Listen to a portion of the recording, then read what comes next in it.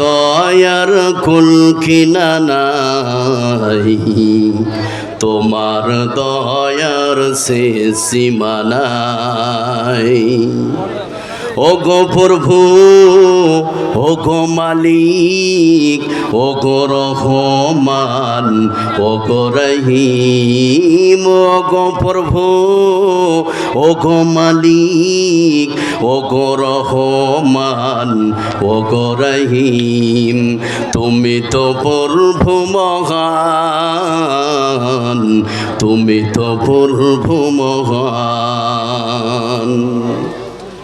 আকাশ বাতাস সাগর নদী পাহাড় ঝরনাই, তো সব কিছু যে তোমায় ডাকে, ও গো চির মহান। আকাশ বাতাস সাগর নদী পাহাড় ঝরনাই, সব কিছু যে তোমায় ডাকে, ও গো চির মহান। তোমার নামে জিকির করে, তোমার নামে জিকির করে, গাইছে তোমার জয়গান। তুমি তো প্রভু মহান, তুমি তো প্রভু মহান। তোমার দয়ার কুল কিনানাই, তোমার দয়ার শেষ সীমানাই।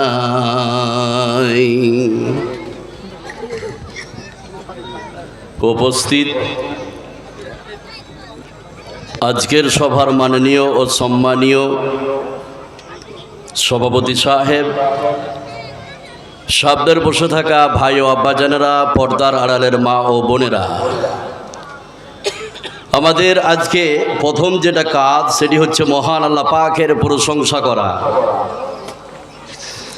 প্রশংসার পূর্বে দুটি কথা বলবো আপনাদের উদ্দেশ্যে, তারপরে সুন্দর করে আদবের সহিত মহান আল্লাহ পাকের আমরা প্রশংসা করব। সে দুটি কথা কি? এখানে যতগুলো লোক আমরা বসে আছি, যারা বয়সে আমার বড় আছেন তাদেরকে বাপ বলছি, আমার সমবয়স্ক যারা আছেন তাদেরকে দাদা বলছি, আমার ছোট যারা আছেন তাদেরকে প্রিয় ভাই বলছি। সকলকে ঐক্যবদ্ধভাবে একচাটিয়ে আমি আহ্বান করব, এই কথা বলবো যে একটু সকলে উঠে সামন দিকটায় চলে আসুন, তাহলে আমার বোঝার সুবিধা হবে।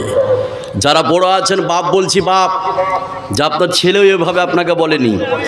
আর যারা আবার সমবয়স্ক আছেন তাদেরকে দাদা বলছি, আর যারা আবার ছোট আছেন তাদেরকে প্রিয় ভাই বলছি। সকলকে আমি ঐক্যবদ্ধভাবে এই কথাই বলছি যে একটু আগে আসুন। যদি আপনার কানে শব্দ যায় তাহলে অবশ্যই আসবেন, এটা আমার দাবি। আর যদি শুনতে না পান তাহলে আগামীকাল ইএনটি ডাক্তার দেখিয়ে নেবেন, কানের সমস্যা। আল্লাহ হেফাজত করুক, আমরা বলি আমিন। আচ্ছা, তাড়াতাড়ি আসুন। মাইকম্যান ভাই, আপনি কে চলে গেছে ছেড়ে? কে কই? আচ্ছা, মাইকম্যান ভাই একটু আসবেন, আপনি বসুন, তাড়াতাড়ি বসুন।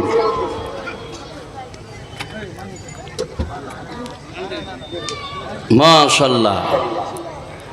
2 নম্বর কথা হচ্ছে এই, যারা মঞ্চে আছেন ওপরে হাঁটাহাঁটি করিয়ে না, এটা খুব অত্যন্ত লড়ানড়ি করছে, ঠিক আছে?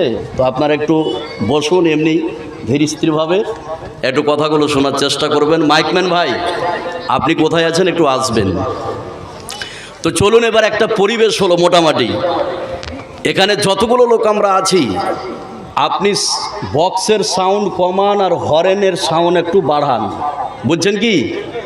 হ্যাঁ, বক্সের সাউন্ড কমান আর হরেন যেগুলো আছে ওগুলোর সাউন্ড বাড়ান। ওই বাইরে আছে ওগুলো নাই, এই প্যান্ডেলের ভিতরে যেগুলো আশেপাশে লাগিয়েছেন সেগুলো। মাশাআল্লাহ, বাস। এবার চলুন, এখানে যতগুলো লোক আমরা আছি, আমরা যদি সবাই মিলে আল্লাহ পাকের প্রশংসা করি, আল্লাহ পাক খুশি হবেন কি হবেন না? কথা বলুন, হবেন কি হবেন না? তো আমরা সকলেই একটু মুখটা খুলে আল্লাহ পাকের প্রশংসা করব। এই প্রশংসাটা শুধু আজকে না প্রতিদিন? ভাই, আজকে না প্রতিদিন? প্রতিদিন। সেই জন্য খাওয়ার সময় প্রশংসা কার? জোরে বলুন, খাওয়ার সময় প্রশংসা কার? আল্লাহর। ঘুমার সময়, জোরে, ঘুম থেকে ওঠার সময়, সুদ খাওয়ার সময়, সুদ খাওয়ার সময় আল্লাহর প্রশংসা করবেন? ভাই, এটা ঝোঁকে বেরিয়ে গিয়েছে, স্লিপ হয়েছে, তাই না? সুদখোর আছে না না এলাকায়? আছে। তো যা হোক, এটা স্লিপ হয়েছে, এটা আল্লাহ ধরবেন না, এটা মাফ করে দিবেন। কি করবেন? মাফ করে দিবেন। তো আমরা সব জায়গায় সর্বাবস্থা আল্লাহ পাকের প্রশংসা করব। আজকের জন্য ছোট্ট একটি বাক্যের দ্বারাই আমরা আল্লাহ পাকের প্রশংসা শেষ করব। আমরা সকলেই অন্তরের অন্তঃস্থল থেকে বলবো আলহামদুলিল্লাহ। আল্লাহর পরে এই বিশ্বে, এই পৃথিবীতে যাকে আমরা স্থান দিই, এই পৃথিবীতে স্থান পাওয়ার যে অধিকার রাখে, যোগ্যতা রাখে, তিনি আর পৃথিবীর কেউ নন। তিনি হচ্ছেন আখিরে নবী, নবী মোহাম্মদ সাল্লাল্লাহু আলাইহি সাল্লাম, যিনি যুগ যুগ ধরে বহু সাধনা করে, বহু চেষ্টা করে বিশ্বের মানব মণ্ডলীকে অন্ধকারের ভিতর থেকে আলোর পথ দেখিয়েছেন। তিনার ওপর শত শত শান্তির ধারা বর্ষিত হোক। আল্লাহুম্মা সাল্লি আলাইহি আল্লাহুম্মা বারিক আলাইহি। আপনাদের সম্মুখে যে বিষয়টি নিয়ে আমি মঞ্চ উপবিষ্ট হয়েছি, খুব গুরুত্বপূর্ণ বিষয়। আজকের বক্তব্যের বিষয় হচ্ছে মৌত এবং কবর। কি বললাম? মৌত এবং কবর। এই বিষয়টা বুঝতেই হবে। আপনারা এদিক ওদিক তাকাতাকি করবেন না। আমি সবাইকে দেখতে পাচ্ছি, কে কার সঙ্গে কথা বলছে, কে ইশারা করছে, সব কিছু আমি দেখতে পাচ্ছি। তো যতক্ষণ আপনি শুনবেন, একটু শুনবেন, আর না শুনলে বাড়ি যা ঘুমাবেন, সেটাই আপনার শরীরের লাভ হবে। কথা বুঝছেন না? তাহলে আজকের বক্তব্যের বিষয় হচ্ছে মৌত এবং কবর। তো প্রথমে যেটা আমি বলবো মৌত, তারপরে হচ্ছে কবর। এবার এখানে যতগুলো লোক আপনারা বসে আছেন, এই মৌতের যতগুলো আয়াত আছে, আয়াতগুলি বলার পূর্বে আমি উপস্থাপনামূলক 3 থেকে 4 মিনিট বা 5 মিনিটের মতো 2-3টে কথা বলবো। এখানে যতগুলো লোক আছেন, এই কথাগুলি আপনি যদি বুঝতে পারেন, তাহলে মৌতের টোটাল বিষয়টা বুঝা আপনার আমার জন্য সহজ করে দিবেন কে? এই কথা বলেন, সহজ করে দিবেন কে? আল্লাহ। সে কথাগুলি কি ক্লাসের মতো করে বুঝুন, একটু খেয়াল করুন। নাম্বার 1, এই পৃথিবীতে আসার একটা সিরিয়াল আছে, কিন্তু পৃথিবী থেকে যাওয়ার কোনো সিরিয়াল, কথা বলুন, নাই। আসার একটা ধারাবাহিকতা আছে, আসার একটা সিরিয়াল আছে। আগে আসবে দাদু, তারপর আসবে আব্বা, তারপরে বড়দা, সেজদা, মেজদা, আছে না নাই? কিন্তু পৃথিবী থেকে যাওয়ার কোনো সিরিয়াল নাই। এই পৃথিবীতে হাজারো প্রমাণ আছে যে দাদু বেঁচে আছে, পোতা মারা গেছে, এরকম প্রমাণ আছে না নাই? আছে। তাহলে 1 নম্বর কথা, পৃথিবীতে আসার সিরিয়াল আছে, কিন্তু পৃথিবী থেকে যাওয়ার কোনো সিরিয়াল নাই। নাম্বার 2, খুব ভালো করে শুনুন। এই বিশ্বে, পৃথিবীতে শুধু মুসলিম নয়, যে কোনো ধর্মের মধ্যে কিছু নাস্তিক লোক আছে, আছে না নাই? মুসলমানদের মধ্যে যারা নাস্তিক, তারা আল্লাহকে বিশ্বাস করে না, নবীকেও বিশ্বাস করে না, যে মরার পরে যা হবে দেখা যাবে। এরা নবীও মানে না, আল্লাহকেও বিশ্বাস করে না। শুধু মুসলমানদের মধ্যে নয়, যে কোনো ধর্মের মধ্যে যারা নাস্তিক আছে, তাদের ধর্মকে বিশ্বাস করে না।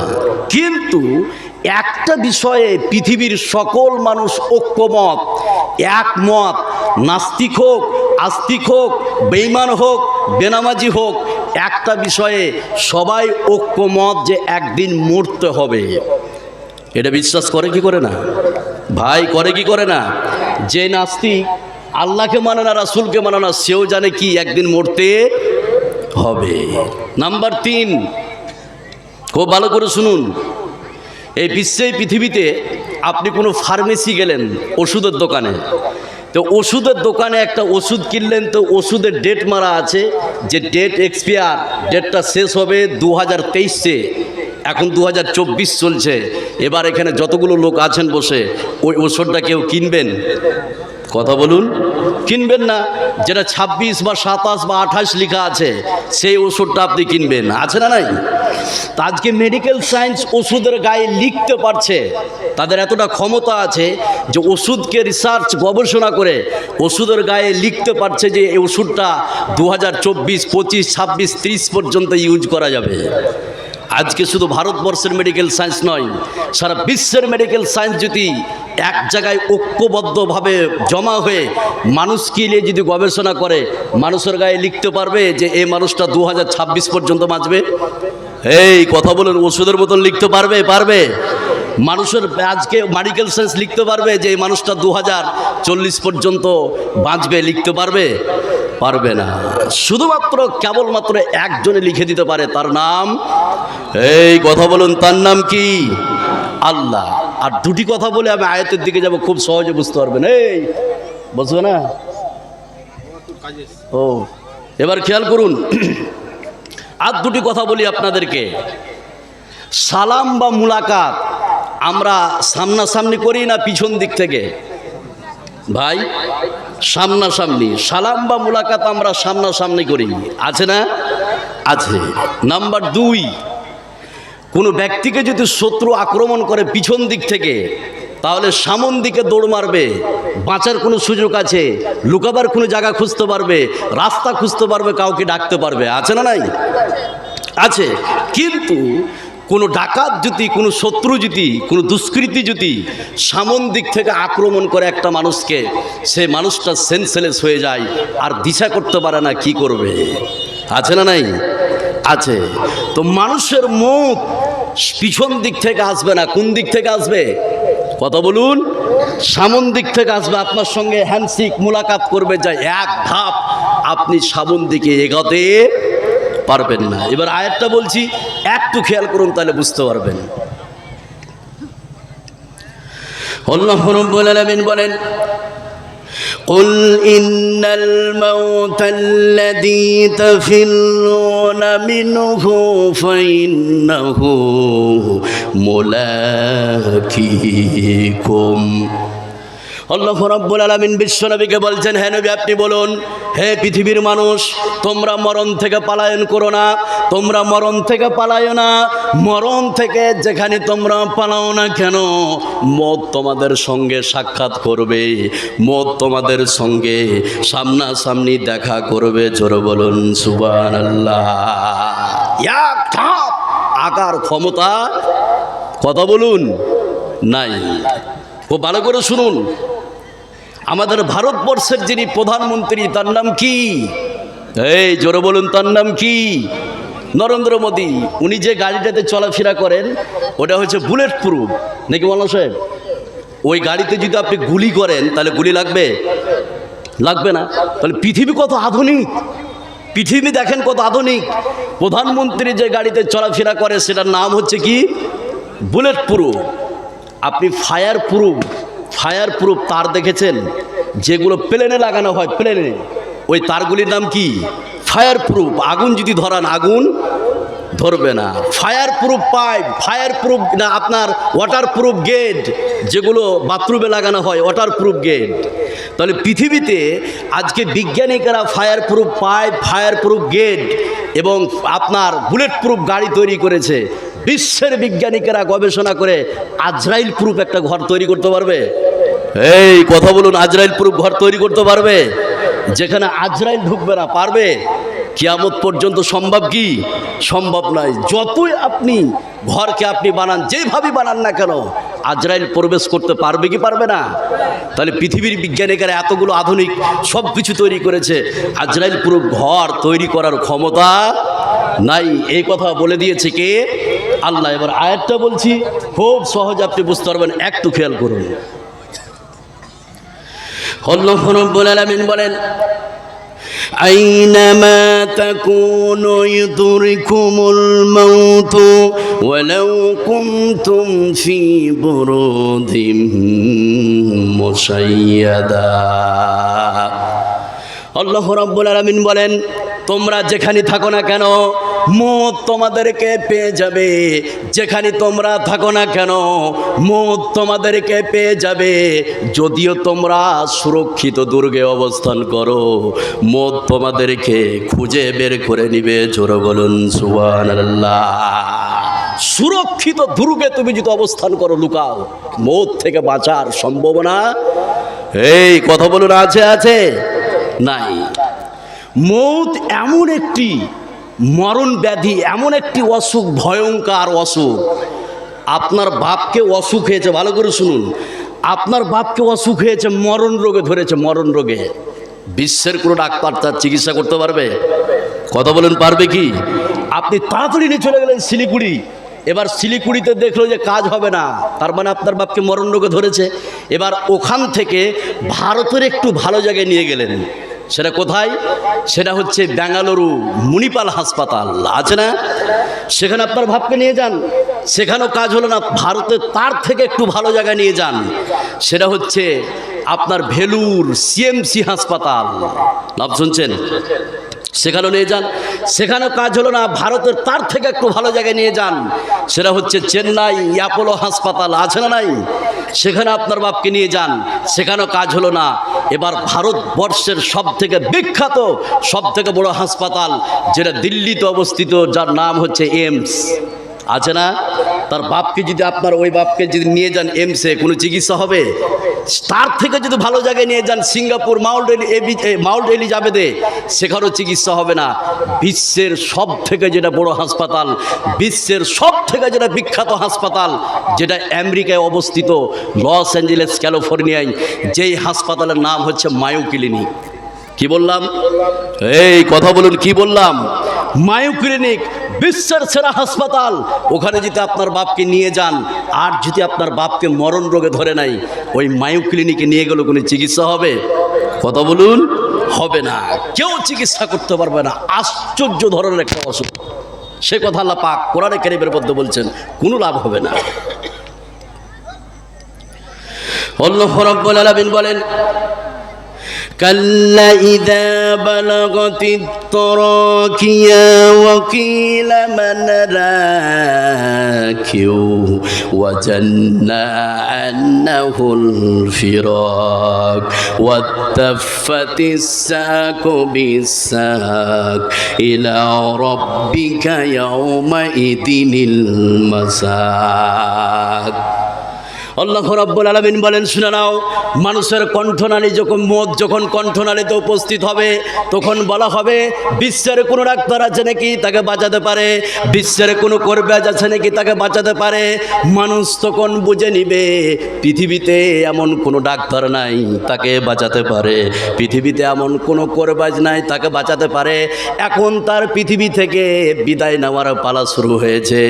বিশ্বের কোনো ডাক্তার তার চিকিৎসা করতে পারবে না। জোরে বলুন সুবহানাল্লাহ। এই পৃথিবীতে একজন মানুষ মতকে চ্যালেঞ্জ করেছিল। এই শুনছেন আপনারা? শুনছেন? খুব ভালো করে শুনুন, শুনলে অবাক হয়ে যাবেন। মত এবং কবর কত কঠিন, আমি যে তফসিরগুলো করবান কোরআন থেকে, শুনলে অবাক হয়ে যাবেন। তো এই পৃথিবীতে একজন ব্যক্তি মতকে চ্যালেঞ্জ করেছিল। কি করেছিল? মতকে চ্যালেঞ্জ করেছিল। তার নাম হচ্ছে মাইকেল জ্যাকসন। নাম শুনছেন? এই ভাই, কেউ শুনেছেন কি মাইকেল জ্যাকসনের নাম শুনছেন? মাশাআল্লাহ। এবার শুনুন, তো মতকে চ্যালেঞ্জ করেছিল। কি চ্যালেঞ্জ? যে 150 বছর বাঁচব। কত বছর? 150 বছর। এবার আপনারা বলুন, আমি যদি বলি যে আমি 100 বছর বাঁচবো, আর আল্লাহ যদি বলে তোকে 50 বছরের মাথায় দুনিয়া ছাড়বো, রাইট কার হবে? ঠিক কার? আল্লাহটা ঠিক। তো মাইকেল জ্যাকসন 150 বছর বাঁচতে চেয়েছিল। এই 150 বছর বাঁচার লক্ষ্যে মাইকেল জ্যাকসন এমন 5টি ভয়ঙ্কর কাজ করেছিল, যা বিশ্বের ইতিহাসে এরকম ভয়ঙ্কর কাজ আর কেউ, এই কথা বলুন, এরকম ভয়ঙ্কর কাজ আর কেউ করেনি। 5টি ভয়ঙ্কর কাজ করেছিল শুধু 150 বছর বাঁচার লক্ষ্যে। সে কাজগুলি কি? নাম্বার 1, মাইকেল জ্যাকসন 150 বছর বাঁচার লক্ষ্যে তিনি তার বাড়িতে 12 জন স্পেশালিস্ট ডাক্তার নিযুক্ত করেছিলেন। এই 12 জন ডাক্তার প্রতিদিন মাইকেল জ্যাকসনের মাথা থেকে নিয়ে পায়ের তেলে পর্যন্ত টেস্ট করতো, চেক আপ করতো, যে কোনো অসুখ বিসুখ ধরল নাকি। কথা বুঝছেন না? নাম্বার 2, এই 150 বছর বাঁচার লক্ষ্যে মাইকেল জ্যাকসন যে 2 নম্বর কাজটি করেছিলেন, তিনি অক্সিজেন প্রুফ বেডে ঘুমাতেন।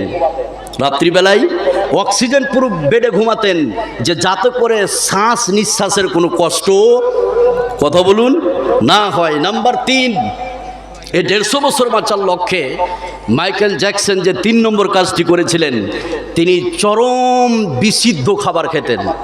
তিনি যেই খাবারটা তার সামনে পরিবেশন করা হতো, ওই খাবারটা আগে ল্যাবরেটরিতে টেস্ট করা হতো যে খাবারে কোনো জীবাণু আছে